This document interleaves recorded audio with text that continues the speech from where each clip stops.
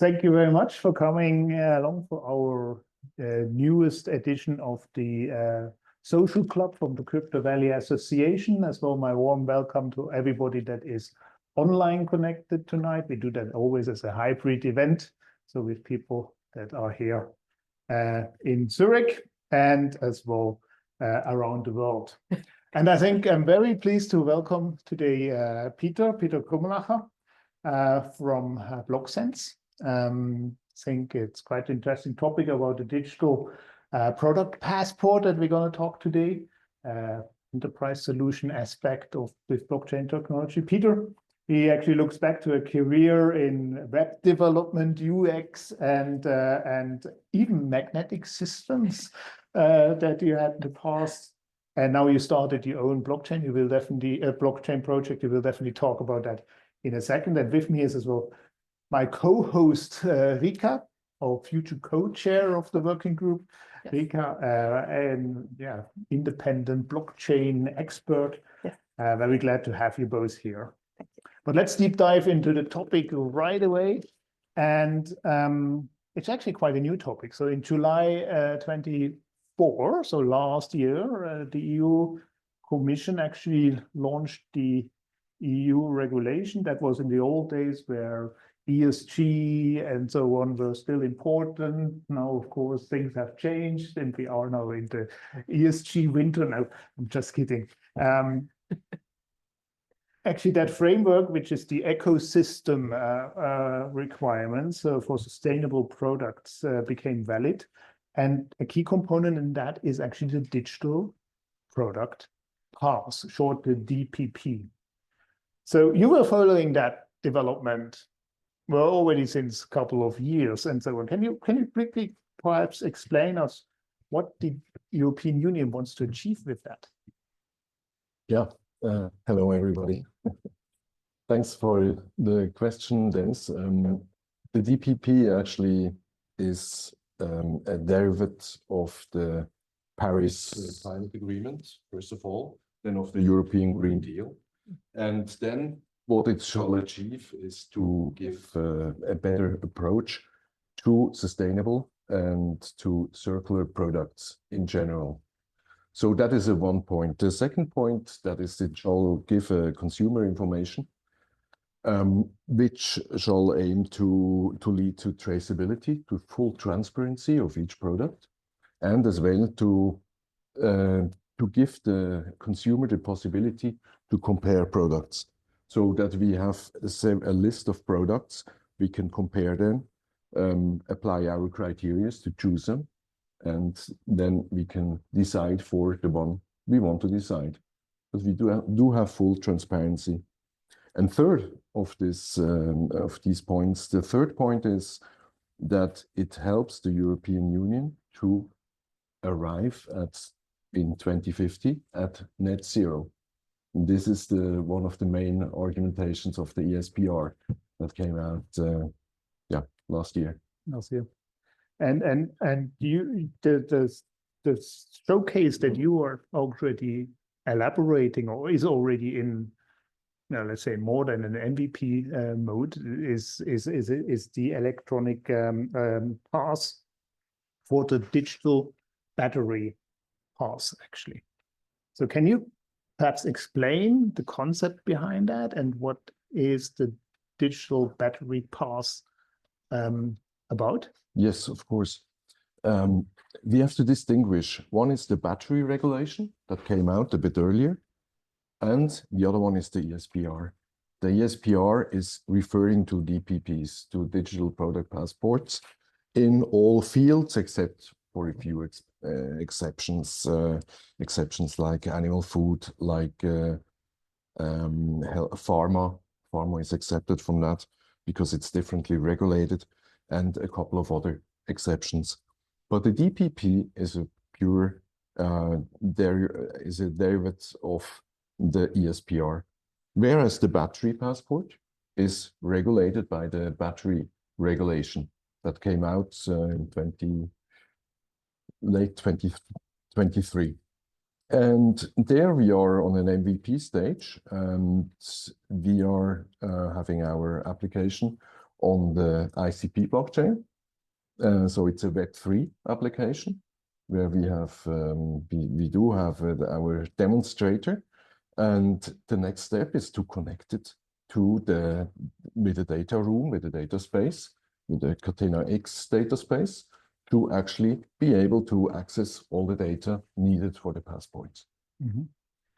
And the battery itself, I mean, what does this battery passport then all contain? I mean, it is about the origination of the product, it's about the entire life cycle of the product, and then as well information about the recycling behind it and how I can do it. I found that sounds quite complex for something like a battery, as well as very important.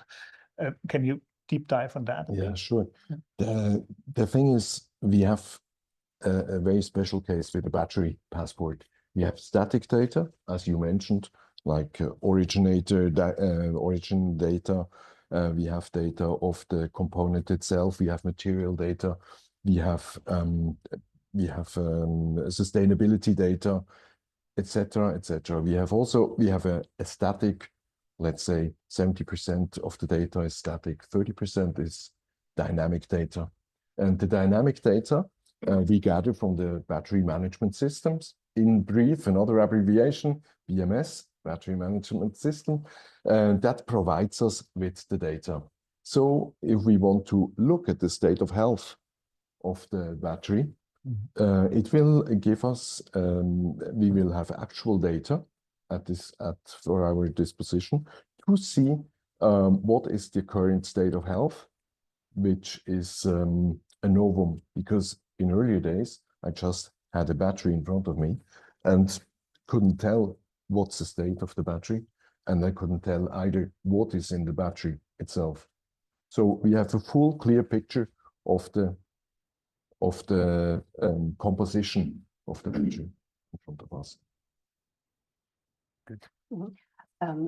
If I would summarize in simple words, you have kind of a data sheet about a battery or a digital product pass, and you have all the data Dennis mentioned, you just explained, which is, of course, in the circular economy important. It's important because of the European Commission's regulation that we have equivalent regulations for sustainable product and life cycle tracking, and of course, the footprint we want to track. But if I want to challenge you, I would ask you, well, these data could easily be on the web page of each manufacturer. Why did you choose blockchain? Yeah, a good question. A good question. But there are several reasons actually that it makes really clear that blockchain is the best solution. Of course, the data could be stored in a cloud, but let's say a supplier goes bankrupt, the data is lost. So this is not going to happen with our passport, because the data needs to be stored immutably. So that is one thing. Then it's for safety reasons. Therefore, we use a digital distributed ledger technology. And also with the blockchain that we can use now, like the ICP blockchain, which is one of the most efficient and one of the fastest one, we are not far behind. Also, what the cost factor refers to, we are not far behind in comparison to a cloud solution, but we are actually on a Web3 solution that provides much more security. Well, with the traceability and trust and immutability, absolutely. But let's think about still having this kind of Web3-based data sheet in mind. Mm-hmm. Not everybody should have access to every data, right? I mean, that's not important for everybody, not for the end consumer, maybe also data protection-wise. Is that something you also tackled in your approach? Absolutely, absolutely. Access control is the magic word there. So we have a gateway, the authentication gateway, where we can actually distinguish who has the right, what roles do we leave access to, because that is also a requirement of the European regulation. Regulators need to have access, of course, right? Not only the regulators, but also who has a legitimate right to access the data, meaning the recycler does not have a right to see the performance data of the battery, for example. And the performance data need to be is quite delicate and it's quite sensitive actually. So also there, only people in the roles that are allowed to see the data will get access to the data. So access control is also key in this. I mean, for that as well. I mean, I once talked as well with people that are specialized in recycling, and I think for them it's really crucial to have this kind of information, because what they do today is they do like a re-engineering of a product or about a re-engineering actually of the product to know actually, okay, how can we actually pull the valuable resources, the copper, the other materials that are in there, how can we get them actually out? Because usually they don't have this information, so that's probably really a huge advantage of the product. It's a really big step. It's a really big step because I know exactly what is in the battery, and be it a salt, be it a metal, whatever. In earlier days, everything was shredded to black mass, so-called black mass, and then with certain thermic or other means, they try to extract the metals and the salts from this mass, but all in the unknown with big question marks. And whereas right now, if you look at the passport, at this data sheet, as you call it, but dynamic data sheet, there you can see exactly what is the percentage of material that is in there of each material, and you can try to extract them already beforehand. So very important point. Also a point that we have not mentioned yet, also in the circularity, in what concerns the circularity, is that future batteries need to contain recycled material. So there is up to 2030 a gradual requirements raise in using material that has been recycled to not exploit more material.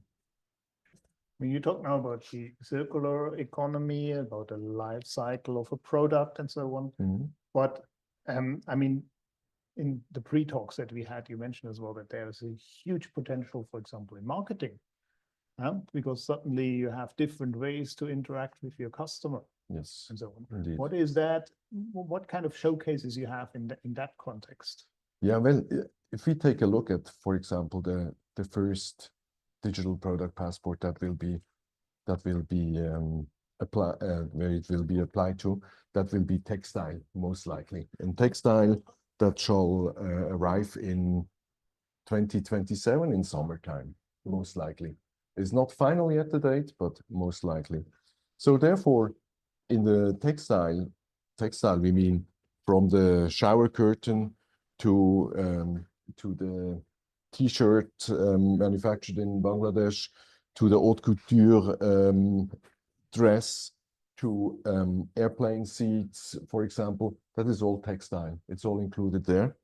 And when we look at the possibility that, for example, in the B2C interaction, there's a huge playground for marketing that can be added to the QR code that is required. And so I see the digital product passport first, which has priority, and then I can add marketing information. That is has not been forbidden, so everyone accepts that it's allowed to do. So that is the acceptance. So I get really close to the customer. Once more, I was close to the customer in the shop, and then with the QR code, I can get close again. I can link to an online shop. I can link to additional material, or for example, on a construction site, each window, for example, would have a QR code. If there is a screw missing or whatever, QR code can be scanned, and I can end up at the B2B online shop. Just imagine, you have your VR glasses or your glass in the future on, and you walk through the world, and everywhere the product information is popping up. Yeah, all the passports. All the passports. You need a data sheet for the passport. Exactly. But if you think about the real potential which is there, think about a huge clothing chain which is starting with H and maybe ends with M, who's selling a green clothing line. But if you actually track that, and that's actually open information, it's not as green. It's a little bit greenwashing greenwash, to put it like that. Or if you think about Fiji water, maybe not so popular in Switzerland or something, but they have such a strong message that it's healthy and fantastic, but they have a huge carbon footprint because they import it so much. Also, if you think about luxury products, how to be really safe that you really buy the Hermes bag from a real stuff, you have a kind of really fantastic opportunity, not only to bind in the community, but also tokenization, proof of origin, and something like that, right? A lot of opportunities where you can close, even if you have now popping up all the digital passports. And from a marketing perspective as well, when you, for example, you have a product that you distribute indirect through resellers or through agents, and suddenly you have an opportunity to really go back into a direct customer relationship, which is very, very interesting for services. So where do I order services when I have to repair the product, for example, or I have to replace the product, or even do the disposal of the product? That you can get directly then from the manufacturer, which is very interesting from the circular economy. Because I mean, what will be a problem that a lot of manufacturers have in the future is, how do I get the materials? You know, how do I get the recycling materials?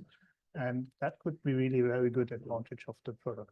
There is one thing we have not mentioned yet, actually, which is very important for the circular economy, and that is that the business models can change, actually. So the producers of, let's say, washing machines, they are interested in a lifelong that they can follow the entire life cycle of the washing machine, for example. So new business models are being developed, like washing as a service, that the producer is not selling the machine anymore. It's just like offering it as a service, and is therefore fully informed about the product itself throughout its entire life cycle. And that is a complete paradigm shift where we are standing now towards the future.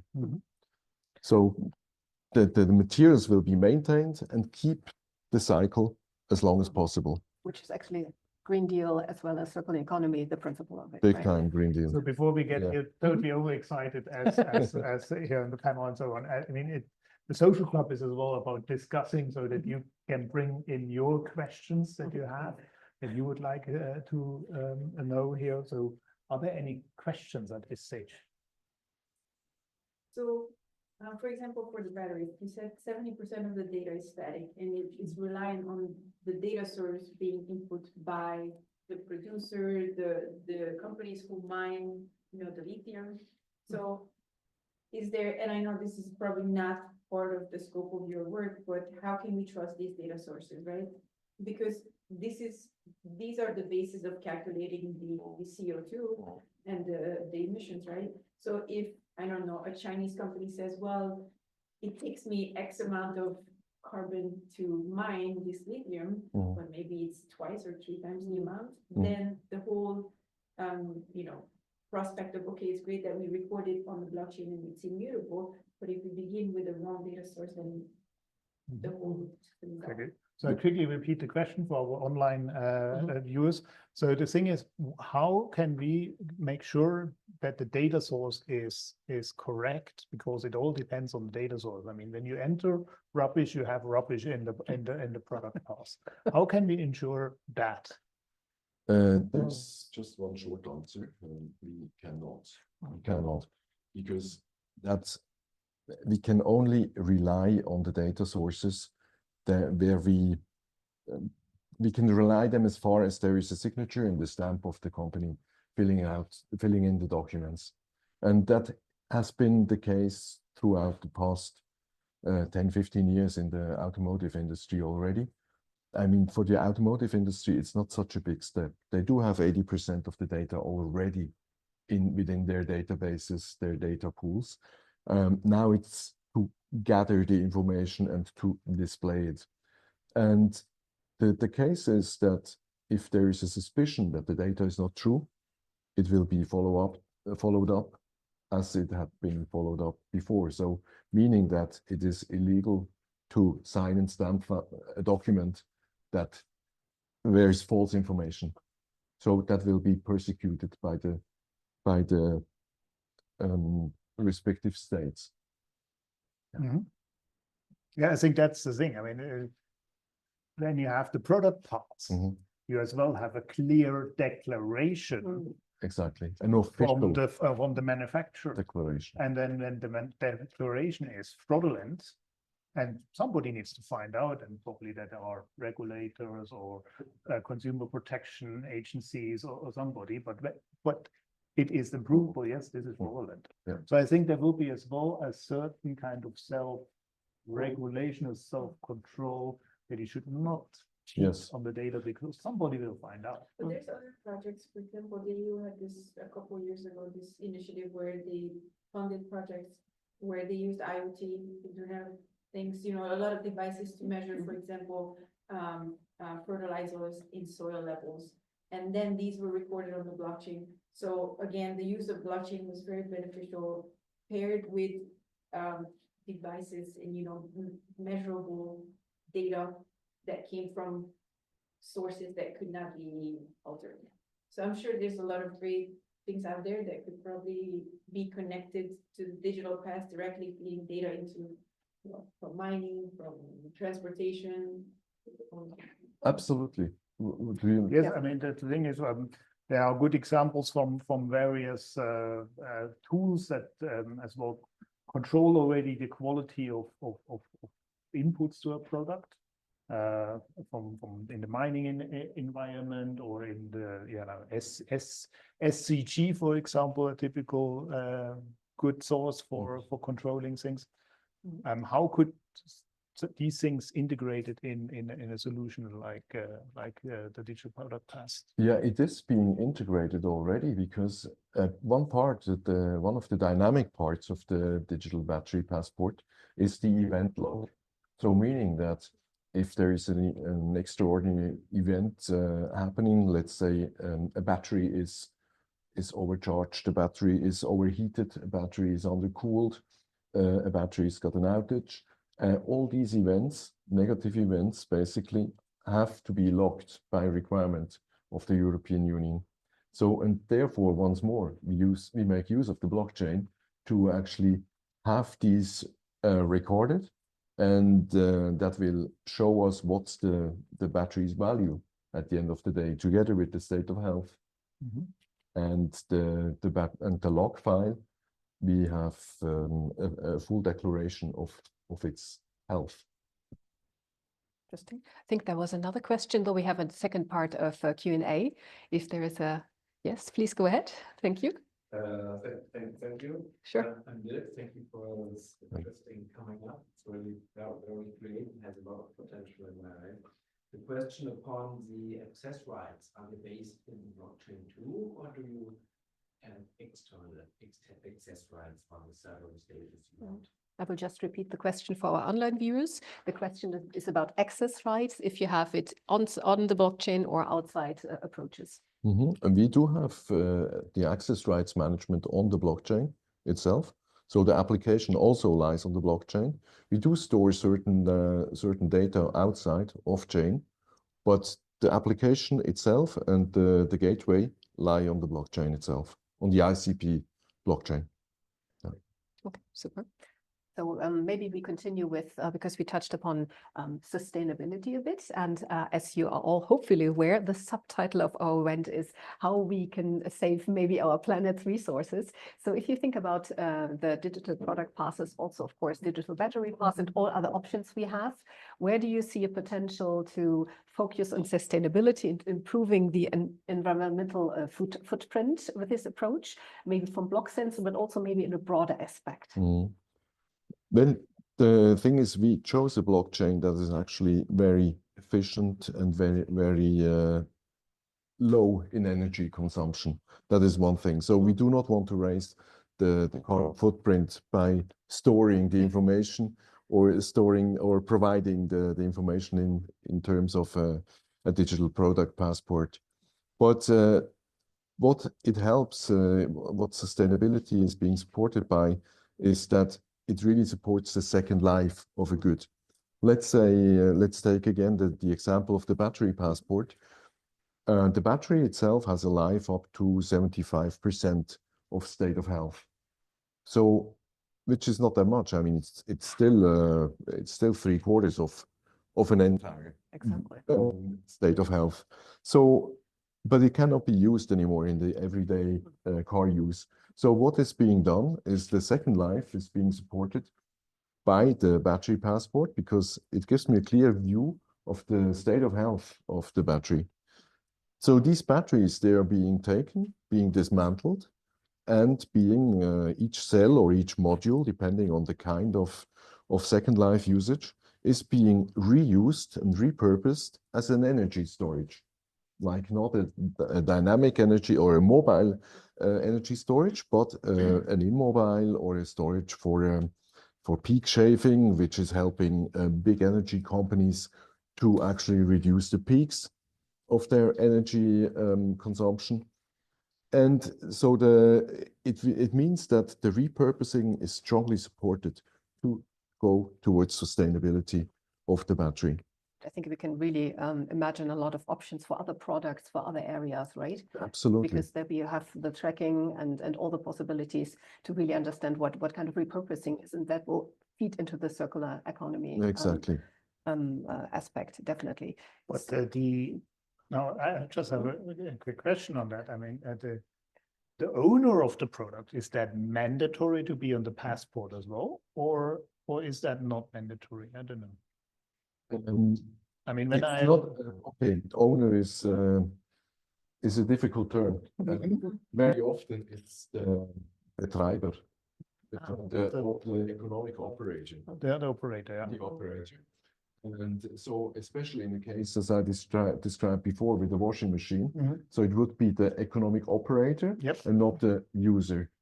So, meaning that very often the owner is also the economic operator. So that is where the responsibility lies. And also that is where the responsibility lies for gathering all the information and aggregating all the information into the passport. This is, if I may remain there for a moment, each supplier in the upstream information and the entire supply chain is responsible for the data provided from his supplier. So it goes all along the chain, and the responsibility is finally ending up at the economic operator. Because I found it a bit, this is probably a tricky piece with the passport. You know, when do you need to have that information about the owner? When do you need to have information about how the owner uses the product? And let's take the washing machines. I think it makes a difference when I wash normal clothes like pullovers, or when I put my running shoes in there. You know? You should. Honestly, I know running shoes not a good idea. Each one's got a product passport, yeah? So you have also one for the running shoes. There it says, don't put it into the washing machine. Don't put it into the washing machine, exactly. Yeah. Or only once. And yeah. No, that will also be declared, of course, and that is probably part of the warranty also, that you shouldn't put running shoes into the washing machine, maybe. Basically, you can. Yeah, you can, yeah, but maybe it is really part of the instruction. Yeah. But how this machine shall be used. Yeah. Actually, it's not the running shoes that are the problem. It is the mud and the dirt that you have on the little stones. They break your washing machine. So now we know where Dennis is always doing his weekend walks. So much personal story. Yeah, it would be quite interesting. I mean, we talked about the general concept about your digital battery pass. And before we had this event, just quickly when we had a coffee together, you shared that there's a new announcement you can make because there's a publication you will do. Maybe it's outside of the concept you actually wanted to talk, but I think it might be interesting for our audience here. Maybe you want to share about this specific use case, if you want. Just a couple of days ago, we got the okay. We were under NDA beforehand, but we got the okay to actually publish a case study of a company called Burkhardt Compression. And there this case study is now in the translation. It will be ready within 2-3 days, and then it can be published. And we are very happy with that, because that really shows the work a company has to do, how to establish a digital product passport There it was about the gas valve, an industry case. And they are really now at the stage where the pilots, this pilot project, shows the effort that the company actually needs to do to get to the data, to get to the right data sources, to do the data governance within the company. Very important topic. And then finally, how to get it out of the system to us, where we will build interfaces to actually gather the data and publish it. Quite good for you. So it will be ready in a couple of days. Very good. You know where to get it, right? Maybe as a closing question, or is there a question? Could we? Yep. What happens if there, well, lots of cases, second-hand goods or products end up in third-party countries? Is there any sort of cross-border rules or regulations in place to enforce what happens in the EU, so that, like, if it goes abroad, is there any sort of clarity on that? I will just repeat the question for our audience online. So the question is, right now we're talking about the regulation from the European Union, and what if products are going cross-border to other countries where maybe different regulations, or third-party countries, exactly, which are not part of the EU? I think a good question. Would you like Very to? good question. Very actual question, actually, especially in Switzerland, because the manufacturers here, they are so far concerned as if when they want to deliver towards the European Union, they need to have the passport ready by, like in the battery case, by February 27. Switzerland itself has not given out a regulation yet. That is in Bern now, in the works, until it is expected that in fall 25, there will be a regulation. What is expected is that they will accept the European regulation with a couple of exceptions, but there is not to be expected a novum or like that the regulation is being more emphasized on certain parts, rather a bit more permissive. That will be the case in Switzerland, from what I heard. In other countries, it seems like also other countries are waiting for the European regulations to actually set up their regulations. From the US, we do not expect very much, rather We don't silent. expect anything anymore. So, I mean, there's the regulation from the European Union, probably as well from other countries and so on, but I imagine as well there need to be like industry standards. I mean, like, let's go back to the washing machine example. So all washing machine producers probably would need to sit down and say, hey, you know, all my washing explanations are there. We are using these DIN signs and descriptions that are there. We have the same declaration, what is wool, what is not wool, for example. I'm just making something up now. But so how do you observe that? I mean, are the standardization regulations, are the industry bodies already active? It's in the make, let's say it that way. It's being developed. Just a couple of weeks ago, 4 or 5 weeks ago, a new DIN standard came out, also that is actually describing the passport. And so are other standards, because interoperability, we have not talked about that yet, is a very important topic. And for interoperability, standards are necessary. So we do not know yet exactly what standards will win the fight. We are to have the ability to communicate between between the goods and between the passports and the data sheets. So we will know pretty soon. So far, it seems like the asset administration shell is a very important part, and the EPCIS is a JSON abbreviation. Will also take a big part in the exchange of data. Requirement is the data is readable by machine. Because that's what you say is very, very important. And because when you read from the European Commission, the feedback side on their call for evidence, I mean, when you scroll through that, everything you read is interoperability, tech openness, transparency of data processing, market efficiency, freedom of providers. There's a long wish list, which in the past showed that that's how then standards actually become live very well and broadly accepted. Mm-hmm. But there's a lot of wishes of being really, tech neutral and so on. Yes. And I just imagine it's difficult to want to do it on a website and central server things, and then you have it on the blockchain, and that interoperability is a tricky thing, isn't it? Absolutely, absolutely. The thing is, we don't know yet exactly what it is. It's being drafted, but it's not being regulated yet. So what we are expecting is, we are DPP providers. We are digital product passport providers. We will become official once we get the chance. And what does that mean? It means that there is a European regulator, an agency that will accredit a digital product passport provider. Mm-hmm. So we need to wait for this regulator instance to be set up so that we can be accredited in the future.